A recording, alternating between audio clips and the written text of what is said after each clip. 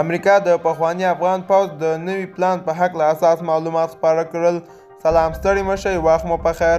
په لوی افغانستان چینل کې د تا ښه راغلاست وایم. د نویو تازه خبرونو لپاره درسره لوی افغانستان چینل سبسکرایب کړئ. امریکا د پخواني افغان پوځ د نوي پلان په هکله اساس معلومات خپاره کړل.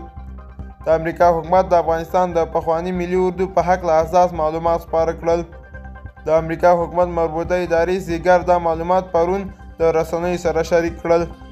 دا معلومات د افغانستان د پخواني ملي اردو د سرنوشت په هکله تازه خپاره شوي دي. د سیګر د ادارې په یو راپور کې راغلي چې د افغانستان د پخواني پوځ سرتیري اوس ډېر د مقاومت جبهې سره یوځای کیږي.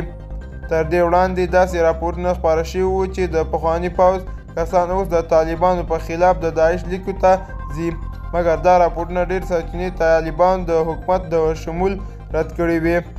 دوستانو دا زموږ د دې ساعت چمتو کله خبر. تر بیا ښې چارې.